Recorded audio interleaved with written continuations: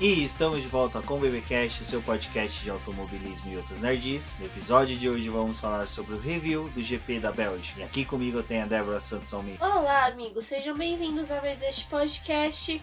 E bom, finalmente a vitória do Charles Leclerc saiu. Exatamente, no final de semana aí um pouco conturbado, não tão feliz pelo acontecimento, pelo falecimento do piloto Antoni, mas Charles Leclerc conseguiu alcançar sua primeira vitória na Fórmula 1 pela Ferrari, primeira vitória de um monegasco na Fórmula 1. Mas, antes de prosseguirmos com o BBcast, vamos agradecer a nossos apoiadores, aqueles que auxiliam o Boletim do Paddock, bem como o BBcast, financeiramente, com a participação na nossa campanha de financiamento coletivo e contínuo do Apoies. E são eles: Carlos Bannerman, Maia Barbosa, Eliezer Teixeira, Luiz Félix, Arthur Felipe, Thiago Bullitt, Rafael Celone, Will Mesquita, Antony Santos, Rogério Froner, Helena Lisboa, Cássio Machado, Carlos Del Valle, Bruno Vale, Eric Nemes, Bruno Shinozaki, Alberto Xavier, Will Bueno e Ricardo Silva. Obrigado a todos os nossos apoiadores por contribuir mensalmente com o Boletim do Paddock, bem como com o BBcast. E vocês que estão escutando esse programa, não deixem de conferir a nossa campanha de financiamento contínuo e coletivo na plataforma Apoies, onde vocês podem auxiliar os nossos trabalhos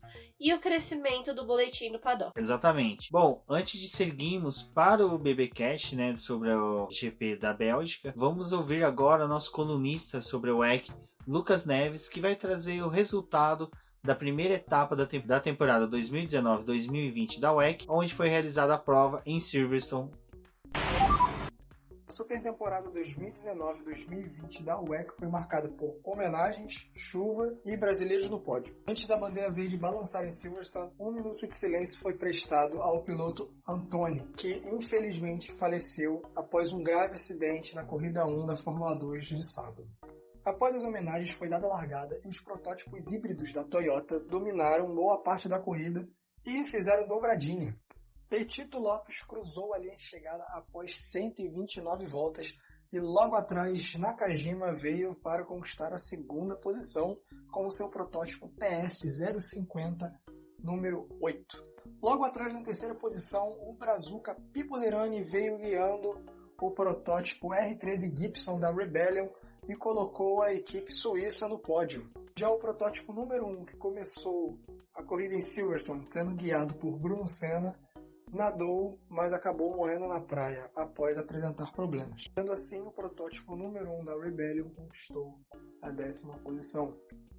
A LMP2, a estreante Co-Racing, cruzou a linha de chegada em primeiro lugar e conquistou a posição mais alta do pódio. Em seguida, o protótipo Alpine da Signatec cruzou a linha de chegada, sendo conduzido por Lauren. Sendo assim, André Negrão também subiu ao pódio. Na GT Pro teve dobradinha da Porsche com Bruni em primeiro e Christensen em segundo. E Martin, da Aston Martin Racing, ficou com a terceira posição, fechando o pódio. E para concluir, Nielsen conseguiu a melhor posição para a equipe AF Corse, guiando a sua Ferrari. Gunn, da Aston Martin Racing, e Cosolino, da MR Racing, conseguiram segundo e terceiro lugar, respectivamente. A equipe Team Project One cruzou a linha de chegada na penúltima posição com Breaking Morin. Sendo assim, não foi uma estreia nada agradável para a equipe de Felipe Fraga. Bom, agora vamos ao GP da Bélgica. Vamos começar falando um pouco aí dos treinos livres. Depois do treino classificatório, e participamos já direto do BBcast sobre o GP da Bélgica. Bom, a sexta-feira na Bélgica foi bem quente. Os primeiros 2 treinos livres realizados tiveram temperaturas elevadas. A primeira sessão contou com alguns erros dos pilotos, até porque a pista ainda estava verde, estava sendo construída para o domingo. Então a gente viu os pilotos errando, extravasando os limites de pista. Foi uma sessão liderada pelo Sebastian Vettel, com o Leclerc na segunda posição, de total domínio da Ferrari. Já nessa primeira sessão, aconteceu algo bem bizarro, que foi a perda da parte da carenagem ali do motor do Lance Stroll. Ela simplesmente desintegrou e se desfez em vários pedacinhos e ele ficou com a parte do motor ali exposta. A sessão teve o Virtual Safety Car ativado para poder fazer a limpeza de pista e até para o piloto se dirigir para os boxes, mas depois ela foi liberada e teve continuação. Nos últimos minutos, os pilotos acabaram usando para poder já realizar algumas voltas em modo de simulação de corrida, mas elas duraram pouco tempo. O Lewis Hamilton também foi uma peça-chave dessa sessão, ele acabou enfrentando problemas ali com o motor, com a perda de potência, ele ficou boa parte fora ali com os mecânicos trabalhando no seu carro, até que por fim ele foi liberado e participou da sessão. Já no segundo treino livre, a gente teve de novo o domínio da Ferrari, mas dessa vez com o Leclerc. Ele marcou 1:44.125, foi o melhor tempo da sexta-feira, melhor até mesmo que o companheiro de equipe. Foi nesse momento da sessão que outro motor começou a apresentar defeito, que foi justamente o carro do Stroll, também do Pérez. Eles enfrentaram o aquecimento do carro, então eles estavam com risco do motor acabar pegando fogo, e por fim o carro do Stroll ainda continuou se manter na sessão, mas o Pérez já no finalzinho ali mostrou o carro dele pegando fogo, com labareda saindo ali pelo escapamento. Foi já algo que começou a trazer uma certa dúvida se ele seria punido ou não. Ali a gente já tinha conhecimento de 6 pilotos punidos no grid. O Alexander Albon, a punição dele foi falada bem antes da sexta-feira começar, mas por conta desses problemas aparecendo, as equipes resolveram trocar algumas peças, então vários pilotos acabaram sendo punidos. Já no terceiro treino livre, realizado no sábado pela manhã, antes da classificação, nós tivemos novamente o domínio da Ferrari com o Leclerc, mais uma vez a dobradinha, né, da Ferrari com o Vettel. Foi uma sessão mais curta, de apenas 1 hora. Ela teve o problema do Lewis Hamilton, que acabou batendo ali na meia hora. Ele tinha ficado a primeira meia hora praticamente parado nos boxes, e quando liberaram ele lá pela terceira volta que ele estava dando com o jogo de pneus, ele bateu, acabou atrasando a sessão em cerca de 10 minutos. Os pilotos retornaram para os boxes porque teve o sistema de bandeira vermelha instaurado pela pista para poder fazer a remoção do carro. Quando eles ativaram a sessão de novo, os pilotos já tinham dado algumas voltas rápidas, e aí eles partiram já para pouco de simulação de corrida, mas ainda focaram ali nas voltas rápidas, dividindo esse tempo que restou. Acho que destaque fica mesmo para esse acidente do Lewis Hamilton, porque ele acabou refletindo até mesmo no começo da classificação, já que o acidente aconteceu já no final do TL3, aonde que até o retorno do carro aos boxes foi demorado, em decorrência até mesmo da extensão da pista, e tinham que se aguardar o final do treino livre. E já no começo do Q1, né, Débora, onde que começou o treino classificatório, uma das cenas que se chamava a atenção era a corrida da Mercedes para entregar, né, o carro do Lewis Hamilton pronto para a classificação.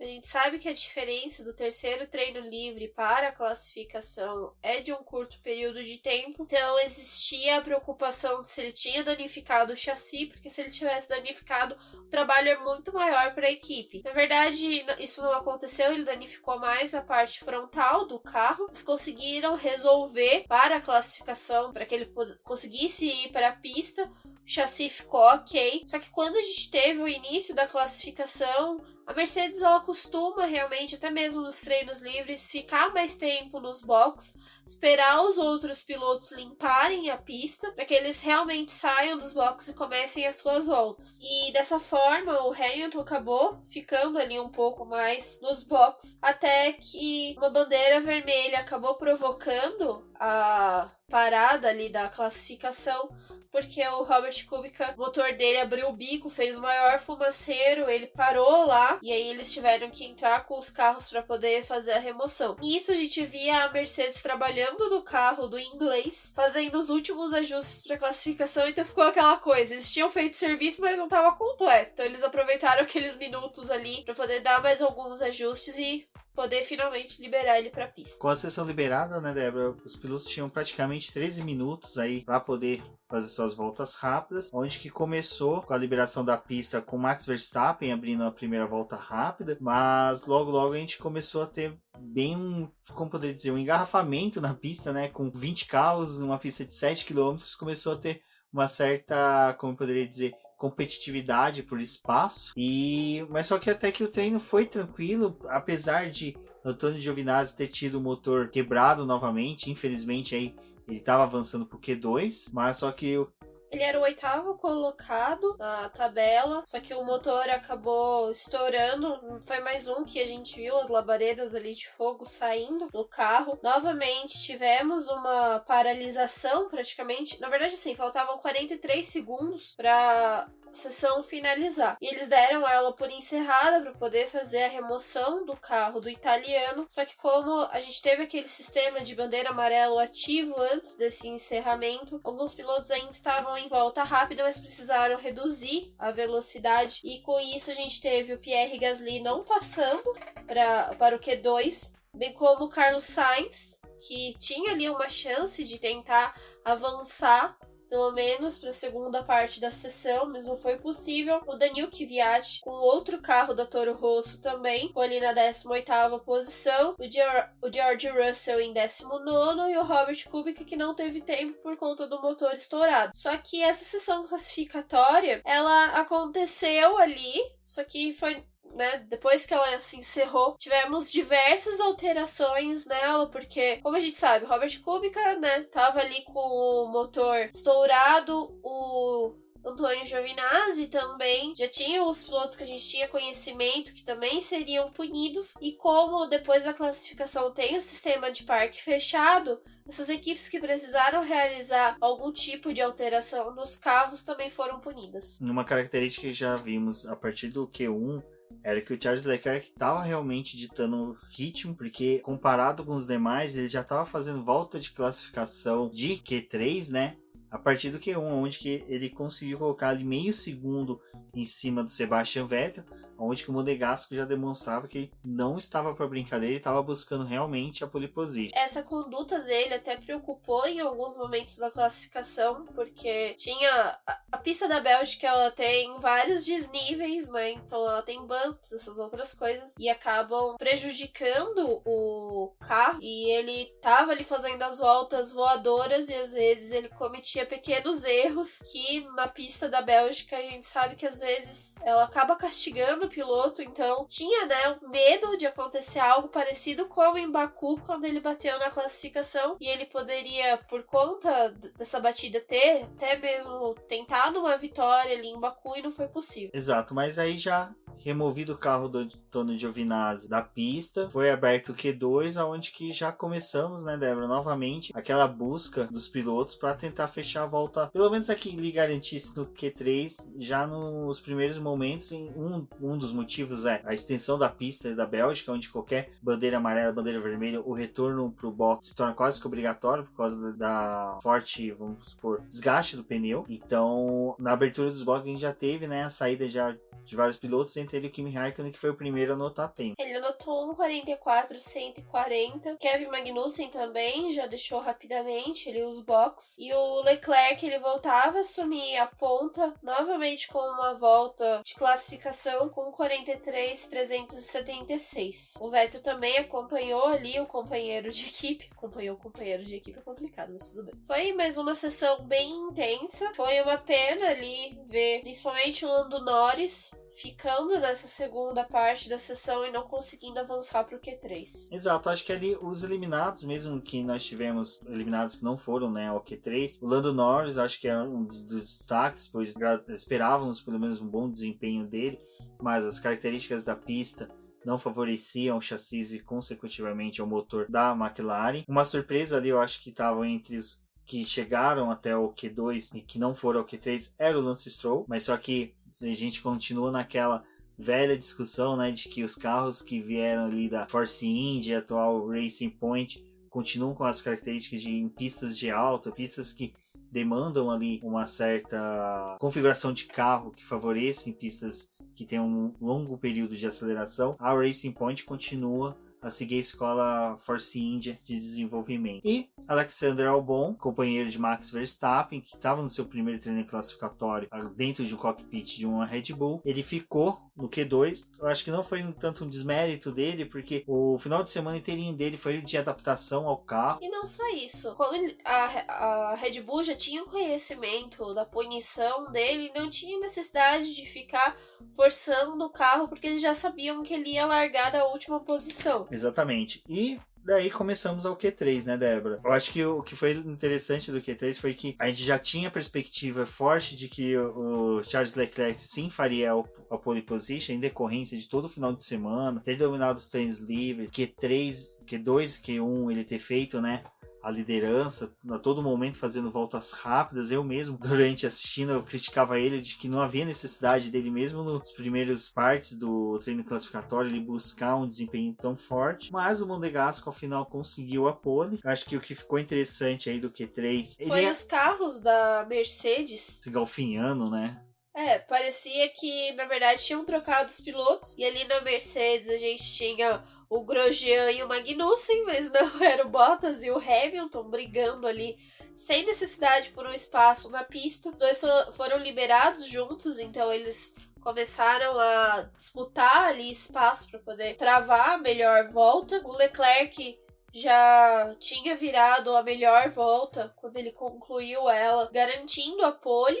Só que o Hamilton tinha colocado tempo no Vettel, então ele estava ali com a segunda posição e o Vettel no terceiro lugar. Nós tivemos novamente a saída dos boxes com novos jogos de pneus macios. O Leclerc conseguiu melhorar ainda mais a sua volta, marcando 1:42.519. O Vettel foi a surpresa ali, porque ele melhorou muito o segundo setor dele, melhorando o primeiro setor dele, e ele estava ali tentando bater o tempo do Leclerc, mas o Leclerc estava numa volta excepcional, e ao concluir ali, depois de cruzar a linha de chegada, o Vettel, ele conseguiu assumir a segunda posição, deixando Lewis Hamilton em terceiro e o Bottas na quarta posição. Eu acho que o Charles Leclerc conseguiu assim se firmar na pole e também demonstrando que o final de semana seria dele. Dominou os treinos livres, conseguiu a pole position, colocou 7 décimos em cima de seu companheiro, mas eu acho que o principal foi a Ferrari ter conseguido dominar nos treinos livres e na classificação as Mercedes. Ambos os pilotos colocaram tempo em cima dos dois pilotos da Mercedes. Uma característica aí que eu acho que tirou e foi decisivo no que a Débora falou. Os dois pilotos ali meio que se engalfinhando no treino classificatório demonstrava, acho que até mesmo um pouquinho ali da, como poderia dizer, situação desconfortável que os dois se encontravam. Acho que era a primeira vez no ano em que eles realmente não esperavam ter ficado tão atrás da Ferrari. Normalmente a Ferrari sempre colocava um carro apenas à frente deles, no máximo em algum momento, e nunca os dois carros e de uma forma tão dominadora. Bom, antes de adentrarmos, né, ao GP da Bélgica, vamos deixar vocês agora com um pequeno recado da Rafaela, do Garota da F1, onde que ela vai passar um pouco da perspectiva dela dessa etapa. Depois retornamos ao nosso programa normal e vamos continuar falando aí da corrida do GP da Bélgica. Olá pessoal do BBcast, quem tá falando aqui é a Rafaela, da Garota da F1. Mais uma vez fui convidada pelo Rubens e pela Débora para comentar o grande prêmio com vocês. E dessa vez é a corrida de Spa, que é a abertura aí do segundo semestre do campeonato da Fórmula 1, depois de quase um mês de férias da categoria. E o sentimento é pesado, é amargo. A gente teve uma perda aí no final de semana, então eu gostaria de salientar, antes de começar o comentário propriamente sobre a corrida, que é muito importante admirar o que esses pilotos fazem, porque a segurança é uma prioridade no automobilismo hoje, mas ainda existe um pequeno risco, ainda existe ali aquela possibilidade, aquele perigo. Então é muito, muito importante respeitar e admirar esses pilotos e o trabalho que eles fazem. Mas falando propriamente agora da Bélgica e Spa, Charles Leclerc, por fim, conquistou sua primeira vitória na carreira. A Ferrari conseguiu a primeira vitória no campeonato. E eles usaram tudo que tinha a favor. A prioridade ali nas retas, de velocidade, a pista, que era muito favorável. E, claro, teve aquele problema com o Vettel. O desgaste de pneu deles é um fator determinante, é uma realidade deles há algum tempo já.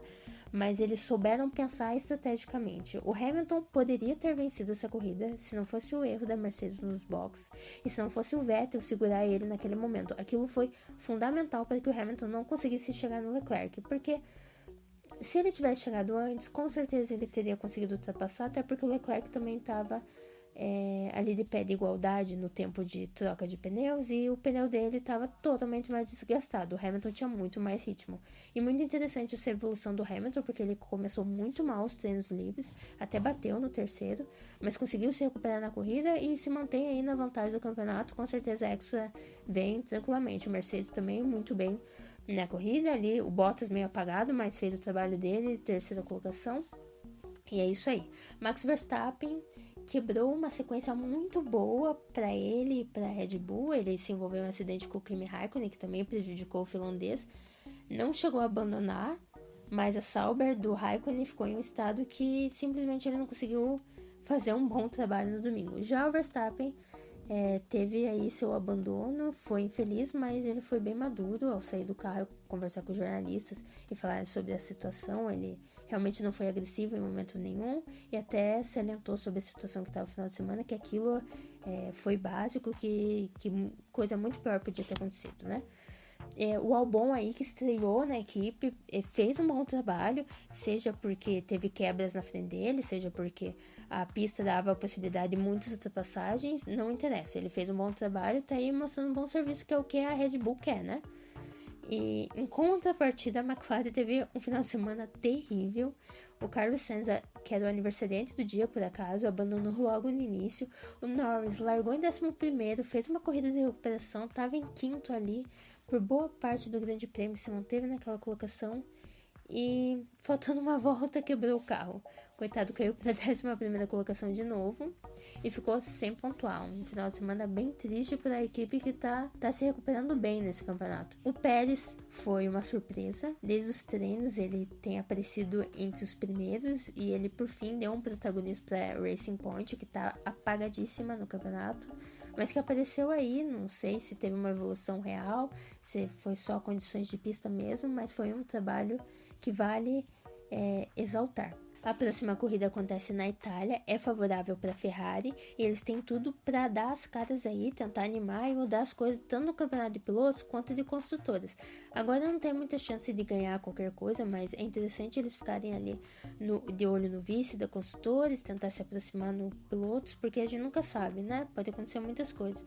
Então, se eles usarem a cabeça, usarem o que tiverem a favor, pode ser que a Ferrari dê uma pequena volta por cima já na próxima corrida, que acontece domingo agora, dia 8, né?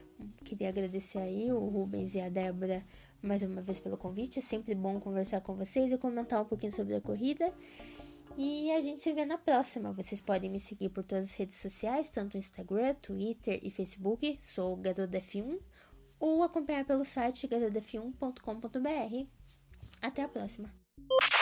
Antes dos carros serem alinhados para a largada, né, nós tivemos o reposicionamento em decorrência das punições, um pouco em decorrência dos acidentes que aconteceram no treino classificatório, e também algumas equipes haviam optado por colocar novas especificações nos motores, aproveitando aí o GP da Bélgica em decorrência das características dele, em que as punições poderiam ser suavizadas no decorrer da corrida, onde que os pilotos poderiam galgar posições. Foram 8 pilotos punidos. O Robert Kubica largou dos boxes porque ele não tinha tempo registrado ali na classificação, e a corrida, quando teve início, nós tivemos o Carlos Sainz parado na reta principal e caindo para a última posição. Depois o rádio dele foi liberado ali no aplicativo da Fórmula 1, informando que ele estava com perda de potência, que não estava fácil ali para ele poder iniciar a prova. Exato, mas só que bem como foi dito no Playbackcast referente ao preview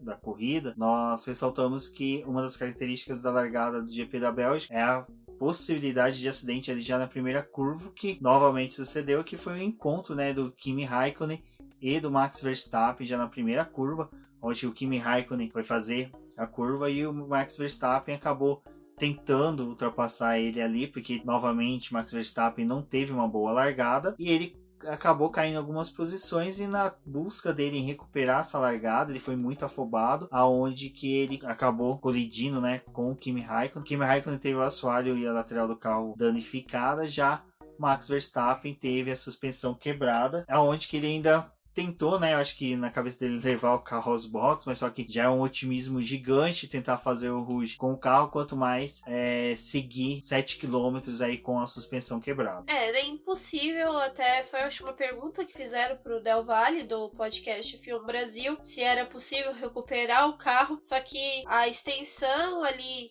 da suspensão é diferente do que seria uma peça como a asa dianteira, onde ela é só trocada e o carro volta para a pista. Tem todo um trabalho, a suspensão, ela tá ligada em outros componentes do carro. Então, mesmo que ele conseguisse levar ele para os boxes, ele não iria conseguir retornar para a prova e participar da corrida. O carro do Raikkonen foi danificado, como o Rubens disse.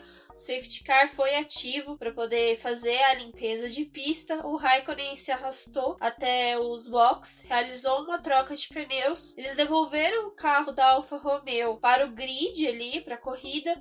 Só que o Kimi, ele teve uma corrida completamente apagada e era como se fosse um piloto que tivesse abandonado desde o início da prova. Exatamente. Ainda ali, após a primeira curva, a gente ainda teve um conflito entre o Lewis Hamilton e Sebastian Vettel, onde que o Sebastian Vettel, para não colidir com o Lewis Hamilton, acabou fazendo um trecho da primeira pista ali fora do traçado, teve que fazer uma barrigada para fora do traçado, onde que ele acabou sujando os pneus, seguiu subindo a Rouge, e na Rádio 1 ali conseguiu disputar a posição com o Lewis Hamilton, conseguindo a ultrapassagem antes da chicane do final da reta, permanecendo ali em segunda posição até a parada dos boxes, né? Eu acho que o que foi interessante ali, que demonstrou realmente a força que a Ferrari tinha. O Sebastian Vettel ainda, depois na segunda volta, acabou fritando os pneus ao final da primeira reta, onde que o Lewis Hamilton ainda tentou uma nova ultrapassagem sobre o alemão, mas não conseguiu. O Lando Norris foi o piloto com a melhor largada ali. Ele era o 11º colocado e subiu para a 5ª posição. Como o Rubens falou, o Max Verstappen ele não teve uma boa largada e perdeu posições ali. E a gente ficou com aquele impasse da Leclerc liderando a corrida com o Vettel na 2ª posição, o Hamilton em 3º e o Bottas em 4º. A briga dos 4 ali foi intensa, depois o Leclerc começou a se distanciar do companheiro de equipe e o Bottas tentou ali até a 5ª volta atacar o Hamilton para poder chegar ao 3º lugar. Depois ele também começou a se distanciar do Hamilton para poder não desgastar os pneus, até porque a parada ali nos boxes estava prevista para depois da 15ª volta. O Sainz abandonou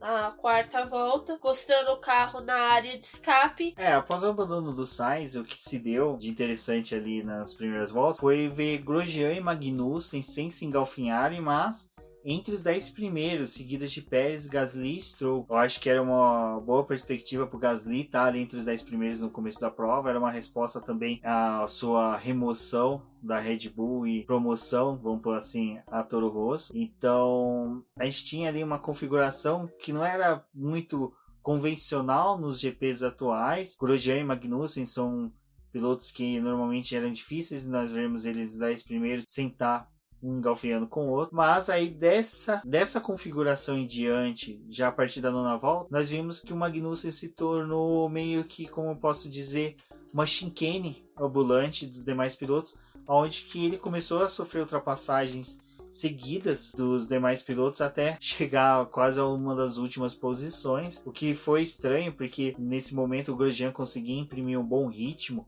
na corrida, mas o Magnussen, infelizmente, não. Vale lembrar que ali depois da 5ª volta que teve a relargada, os pilotos estavam extremamente perto um do outro. Então aquilo ali facilitou para que os outros pilotos começassem a atacar o Magnussen, mas dava para poder perceber que o carro dele também estava com péssimo rendimento, então ele virou passageiro ali na pista. A cada volta, os pilotos se utilizavam das retas para poder realizar as ultrapassagens dele. Ele foi bem complicado ali, porque ele não queria deixar espaço para que essas ultrapassagens acontecessem, e algumas vezes elas não pareciam tão limpas, O que acontecia com o Magnussen, que ele mudava de traçado durante a freada. Então isso é meio perigoso, porque você tem o outro piloto muito mais rápido do que você, então a possibilidade de colisão é grande. Já tivemos inúmeras punições, até o Max Verstappen no passado também já foi punido em Spa por essa manobra. Então o Magnussen, por sorte, ele não teve nenhuma colisão. Durante também a corrida, as manobras dele Ele, eu acho que estava no limite da possibilidade de sofrer uma punição, mas esse desempenho pífio dele foi até o final da corrida. Infelizmente, o dinamarquês, que já está confirmado para a temporada de 2020 na Haas, teve um desempenho aquém do que se espera de um piloto que já está confirmado para uma temporada seguinte, que estava sendo questionado desde então. E nesse primeiro momento na corrida, o Grosjean, por sua vez, conseguia um bom desempenho ali. Eu acho que enquanto que os pneus estavam durando no carro da Haas, o Grosjean conseguia, né, imprimir um bom ritmo na corrida. Além disso, foi a oportunidade do Sérgio Pérez conseguir ultrapassar o Magnussen e voltar a se posicionar ali na frente desse carro da Haas. Na 13ª volta, olhando para a corrida do Alexander Albon, ele não estava nas melhores condições, mas ele ainda era o 13º colocado e estava ali enfrentando um pouco de dificuldade para poder realizar as ultrapassagens dele e finalmente chegar na zona de pontuação. Na 14ª volta foi um momento em que as paradas nos boxes iniciaram. Pierre Gasly foi um dos primeiros a ir para os boxes e retornar com os pneus médios. Eles eram a melhor aposta para a segunda parte da corrida, até porque durante a classificação, diferente do que a gente vê em outros circuitos, onde principalmente as equipes de ponta acabam investindo nos compostos médios para poder iniciar a corrida, ali eles preferiram iniciar com os macios e avançar para os médios logo depois. Bom, e nesse momento a gente via a equipe Mercedes, né, começando o seu jogo de blefe, aonde que ela coloca os mecânicos em posição de pit stop, fazendo com que a Ferrari chamasse Sebastian Vettel para o pit stop. A Mercedes não realizou nenhuma parada nesse momento, a Ferrari acabou pagando para ver, o que no futuro veremos que foi uma péssima jogada aí para a equipe italiana, aonde que esse pit stop seria cobrado muito caro ao piloto alemão. Utilizar o Sebastian Vettel para poder reagir ao pit stop da Mercedes foi uma tentativa de manter a segunda posição e até utilizar o Vettel para poder fazer a defesa de posição ali para que os pilotos da Mercedes não chegassem ao Charles Leclerc, que era o líder da prova. Só que realmente acabou saindo como um tiro pela culatra, porque a parada dele foi muito antes. Quando ele entrou nos boxes não tinha mais a chance dele sair e ficou aquela, né? Os carros da Mercedes não estavam lá atrás, não tinha ninguém, recolheram tudo e adiaram a parada deles. Exato, Débora. E antes até mesmo da parada dos carros da Mercedes, até mesmo Charles Leclerc, na 19ª volta foi feita, acho que uma última homenagem ali no circuito ao Anthony Hubert, que foi na 19ª volta, quando foi passado ao público, né, que era para eles realizar uma salva de palmas. Então foi bem legal que até mesmo a imagem antes de mostrar, né, o público, até os fãs do Max Verstappen que estavam presentes ali no autódromo, você começava a ouvir as palmas, e quando a câmera cortou e demonstrou que a torcida, né, o público estava aplaudindo, foi bem emocionante. Acho que foi bem bacana de eles terem usado essa sacada, que na 19ª volta tivesse essa salva de palmas ao piloto. Era um número correspondente ao Anthony, então foi legal realizar essa homenagem para ele. E novamente a gente ressalta que a corrida tinha esse clima mais pesado por conta da morte desse piloto da Fórmula 2. Bom, seguiram-se, né, as paradas no box, até que na 22ª volta foi o Charles Leclerc que fez a sua parada, e até o momento dessa parada o Sebastian Vettel vinha tirando bom tempo dos seus adversários.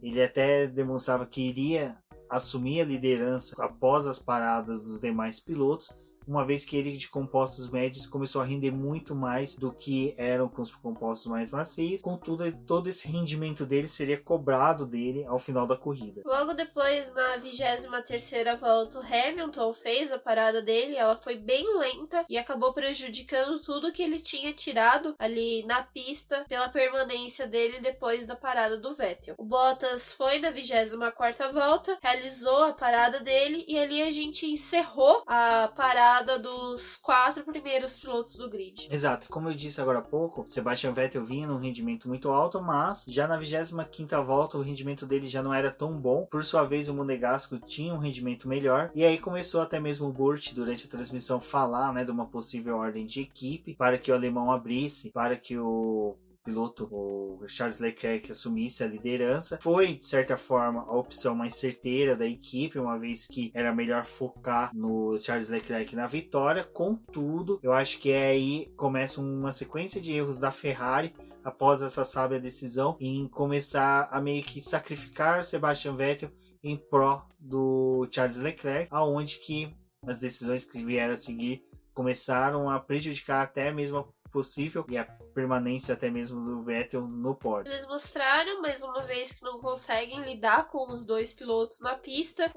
Quando eles deram essa ordem para o Vettel abrir por conta do Leclerc, ela não teve rodeios. Eles realmente falaram, olha, dá a posição para ele, você não pode ficar dessa forma porque as Mercedes estão vindo atrás, então abre. Ele esperou o começo da 26ª volta para poder abrir realmente pro Leclerc, e ali foi quando, olhando para os carros da Mercedes que tem, né, esse pico do pneu médio ser mais veloz e depois ir caindo o rendimento dele, o Hamilton ele tava crescendo na pista, foi chegando perto do alemão, e ao final da volta 31 o Hamilton tava ali realmente pressionando bem atrás do Vettel, o Vettel tentando segurar de todas as formas o Hamilton. A Ferrari já tinha conversado com o Vettel pelo rádio, onde o Vettel informou que os pneus dele já não estavam mais durando e ele teria que realizar mais uma parada, e a Ferrari falou, não, você vai ficar na pista porque a gente precisa garantir a posição pelo menos do Bottas, então vamos manter você aí. E já estava insustentável a situação dele ali com aqueles compostos. Ele até mesmo deu uma declaração depois da corrida falando que ele não entendeu muito bem o porquê que os pneus não estavam funcionando com o carro dele, até porque dentro da Ferrari ele é o piloto que mais conserva os jogos de pneus. Isso não aconteceu nessa prova. Foi lá na 32ª volta, onde o Hamilton realizou a ultrapassagem. Logo depois, seria o mais correto da equipe italiana chamar o Vettel para os boxes, para que ele novamente realizasse uma troca de pneus. Eles decidiram deixar ele lá na pista por mais um tempo, até que na volta 33 ele foi ultrapassado pelo Bottas, e ali já estava bem marcado que não tinha mais o que ele fazer na pista. A distância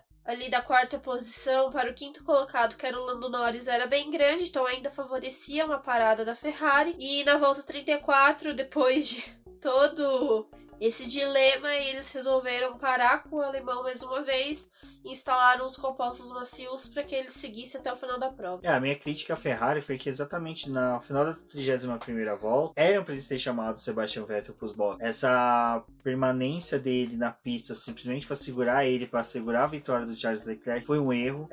Infelizmente o Sebastian Vettel não conseguiu ir ao pódio. Eu acredito que se ele tivesse feito pit stop ali na 31ª volta, ele teria sim carro, também desempenho para alcançar os carros da Mercedes, porque os próprios carros da Mercedes teriam que apertar o ritmo e assim o desgaste do pneu deles ia aumentar. A minha crítica que sempre foi a Ferrari, está sendo esse ano, é que ela não consegue ver a corrida como um todo para os dois carros, ela consegue sempre focar para um carro da equipe e contra sempre um adversário em pista, nunca é como um todo, eles não conseguem ver o cenário completo da pista, como tudo está se ocorrendo. A própria ida do Sebastian Vettel tardia para os boxes poderia possibilitar até mesmo do Valtteri Bottas fazer um pit stop e assim dar uma resposta à Ferrari nesse pit stop. Então, quanto mais demorou, pior foi para a equipe italiana. Mais uma vez, ela perdeu a chance de pontuar e pontuar bem. A sorte de Sebastian Vettel foi que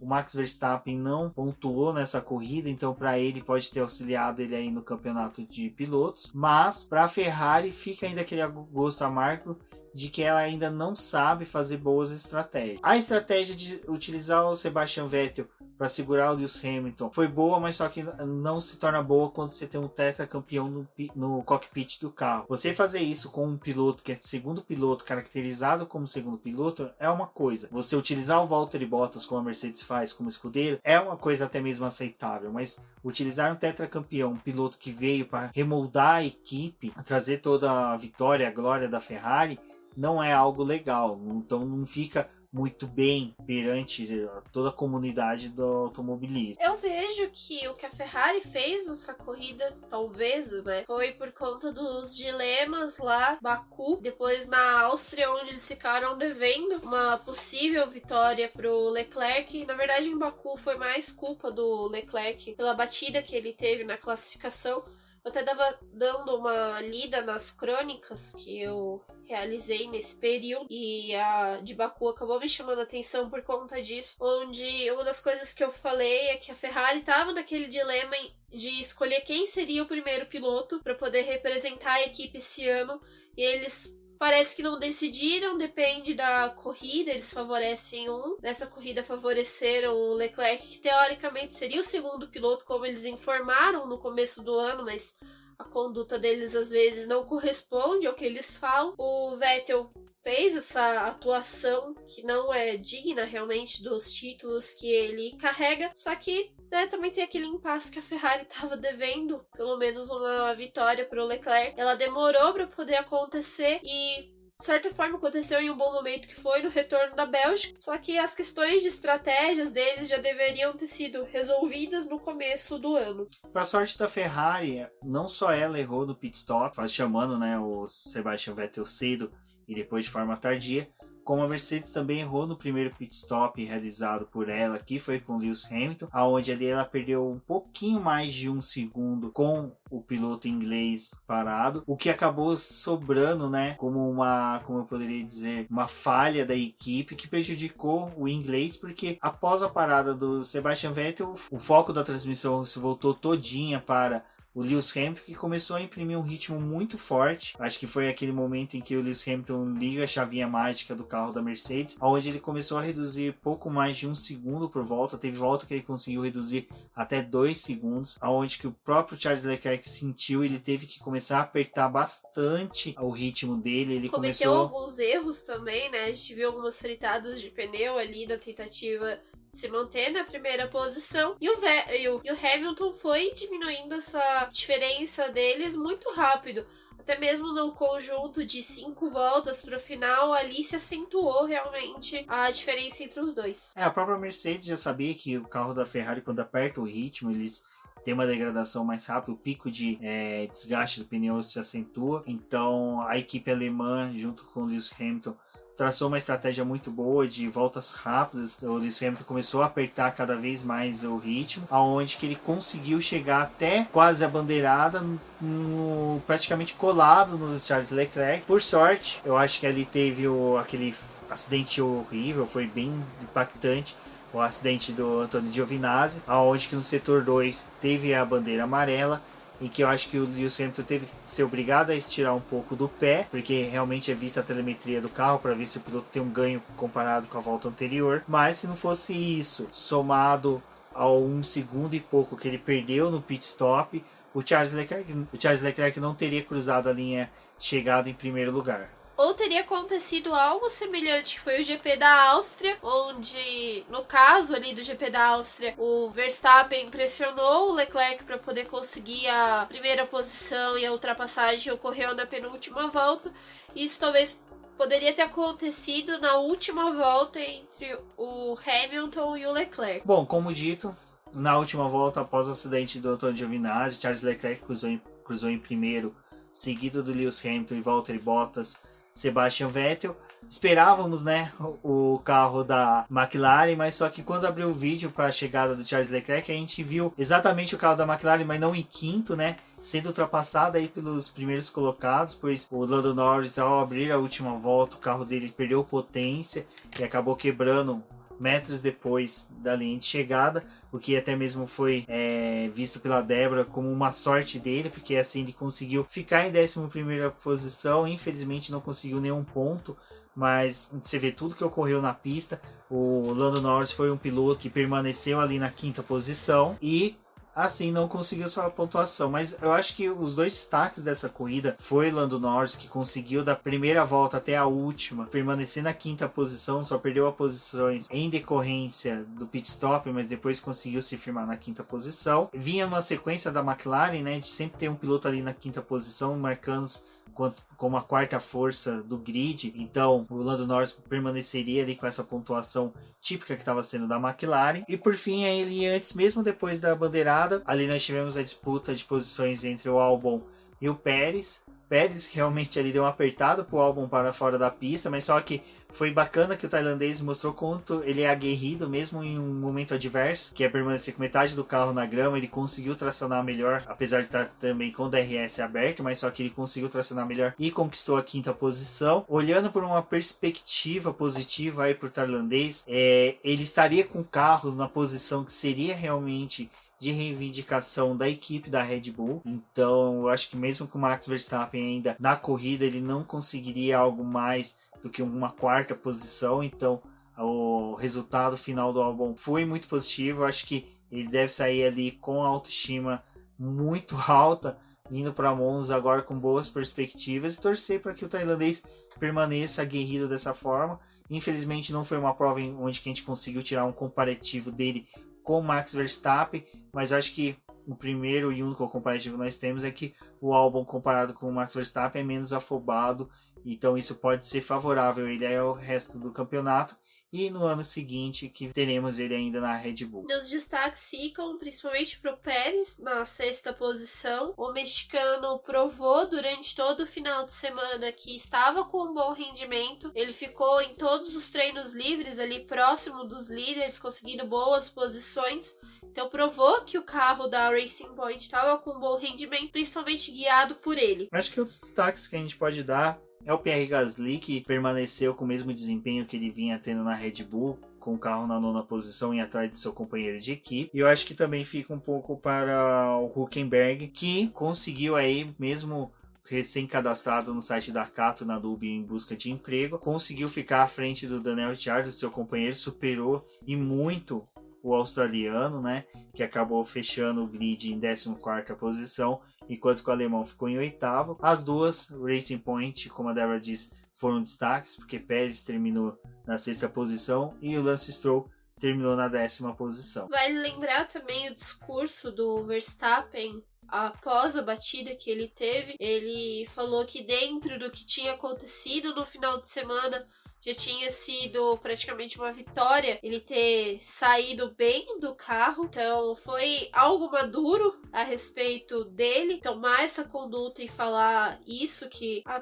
perca que ele teve, bom, foi de ter saído da corrida, mas ele ainda estava com vida. E eu também gostaria de falar do que o Giovinazzi falou depois da batida dele. A batida dele também foi bem forte, ela é bem impactante e a câmera do carro até se solta por conta dessa batida dele. O rádio da equipe chamando ele para poder ver se ele estava bem, ele também falou praticamente algo bem parecido, que pelo menos ele estava saindo com vida ali da Bélgica dentro do cenário que a gente enfrentou nesse final de semana. O acidente não aconteceu só na Fórmula 2 com o Anthony. O dele foi o mais grave porque ele acabou falecendo, mas na F3, antes do início da Fórmula 1, que a gente teve essa disputa dessa outra categoria, também tivemos uma batida pesada ali e poderia ter acontecido algo pior, mas o piloto tá bem e é isso que a gente espera, né? Que não tenhamos mais acidentes assim fatais, principalmente no automobilismo. Exatamente. E sobre o acidente da Fórmula 2, continua nosso respeito, né, e toda a admiração pelo Anthony. Acho que é um piloto aí que deve ser sempre lembrado, pois ele era parte ali do futuro da Fórmula 1, como o Alan Prost falou depois em entrevistas, que ele era um piloto que estava já alinhado para poder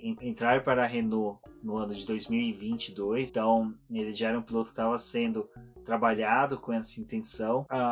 Ele tinha vitórias na Fórmula 2, então vale destacar a respeito da carreira dele. Ele foi um piloto que correu ao lado do Leclerc, Gasly, então são meninos que a gente vê hoje na Fórmula 1, mas também tiveram, né, ao lado desse piloto. E agora fica nosso pedido aos fãs de automobilismo que mantenham aí pensamento positivo, tudo que você acreditar que seja válido, reze, mande pensamentos, tweet, para que o Correia, que foi o piloto, né, que colidiu ali com o Anthony, ele sofreu uma lesão grave no pé, então que ele tenha uma boa recuperação. Eu acho que de todo o pior que poderia ter acontecido com ele, a lesão no pé pode resultar aí também num retorno difícil dele para o automobilismo, mas que o importante é que ele saiu com vida. Pé lesionado já foi operado, então agora está em recuperação e sob observação. Eu acho que é nesse clima que nós fechamos aí o BBcast. Eu acho que é interessante a gente falar só um pouquinho antes sobre o campeonato de construtores de pilotos. Bom, pilotos que a gente pode falar é que realmente Lewis Hamilton segue isolado na liderança. A possibilidade de qualquer recuperação dos demais pilotos para alcançá-lo é muito pouco. No boletim do paddock teve um texto do Matheus com os cálculos para o Max Verstappen chegar próximo ao Lewis Hamilton, mas agora com esse abandono do Verstappen, acho que as coisas vão ficar um pouco mais complicadas. O ideal seria um abandono do Lewis Hamilton, mas o piloto ali é forte, né? O santo dele, principalmente, que os problemas dele acontecem no período de treinos livres e na classificação, como a gente falou, ele conseguiu a recuperação do carro e fez toda uma corrida com grande destaque. Exato, então o campeonato de pilotos fica assim: Lewis Hamilton na liderança com 268 pontos, seguido por Valtteri Bottas com 203 pontos. Max Verstappen, apesar do abandono, segue na terceiro lugar com 181 pontos. Sebastian Vettel com 169 pontos segue à frente do companheiro de equipe que foi o vitorioso hoje com 157 pontos. Pierre Gasly em sexto lugar com 65 pontos. Só lembrando que apesar dele ter saído da equipe Red Bull, os pontos dele continuam para ele, mas não são migrados para a equipe Toro Rosso. Carlos Sainz está em sétimo com 58 pontos. Aí é uma pena, né? Uma lástima o piloto ter abandonado. A gente vê que o Carlos Sainz é um piloto que na tabela de construtores sofre bastante em decorrência dos abandonos, que já teve com sua estreia na McLaren um abandono. Daniel Kvyat segue em oitavo com 33 pontos, seguido por Kimi Raikkonen com 31 pontos. Fechando o top 10, nós temos o Alexander Albon com 23 pontos, hoje já na Toro Rosso. Acredito que ele deva subir bastante aí posições no campeonato, em decorrência que ele está tendo aí um bom desempenho. A gente viu que ele casou bem com o carro da equipe austríaca. Agora vamos aos números do campeonato de construtores. Mercedes é a líder com 471, seguida pela Ferrari com 326, Red Bull no terceiro lugar com 254, McLaren na quarta posição com 82 pontos, Toro Rosso em quinto com 51 pontos, Renault em sexto com 43, Racing Point em sétimo com 40, Alfa Romeo em oitavo com 32 pontos, a Haas na nona posição com 26 pontos e a Williams com 1 ponto. A gente pode lembrar aqui que a Alfa Romeo poderia ter conquistado mais alguns pontos com o Antonio Giovinazzi, mas por conta da batida dele, a equipe não somou nenhum ponto nessa corrida.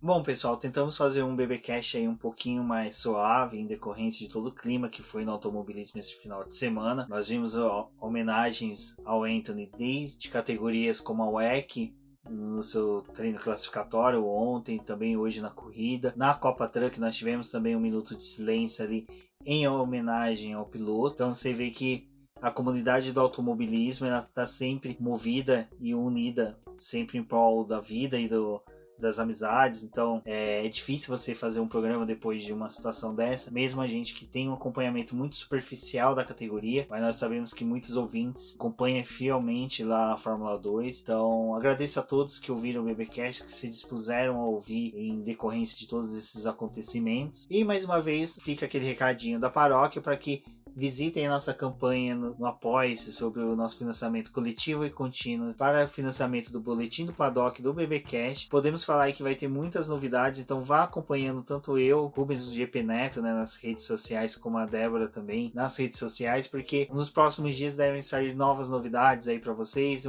ampliando a cobertura de categorias. Agora a WEC temos acompanhamento aí junto com o Lucas Neves, como vocês já ouviram ele hoje aqui.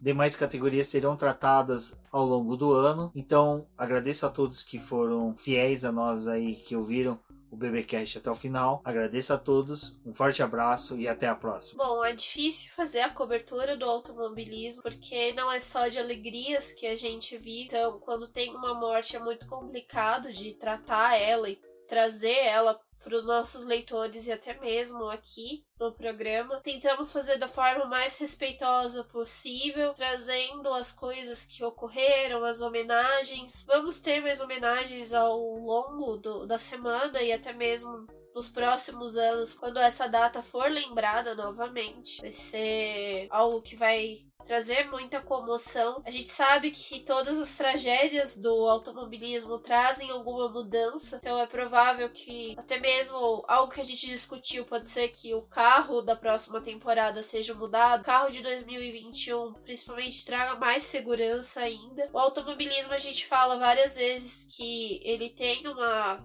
segurança bem grande, que hoje não se morrem mais pilotos como antigamente, e é ótimo isso acontecer, mas é uma fatalidade quando acontece e ela precisa ser lembrada, questionada e trazer novos avanços para a categoria. Bom, esses são os recados. Como o Rubens disse, confiram a nossa campanha de financiamento contínuo e coletivo. Acompanhem todos os posts no boletim do Paddock. Na próxima semana a gente já tem o GP da Itália, então, como ele falou, vamos ter o preview tanto em áudio como no site. Acompanhem os nossos perfis, boletim do Paddock nas redes sociais como Facebook e Instagram, e no Twitter como @DizDoBoletim. Eu sou a Débora Almeida e até a próxima.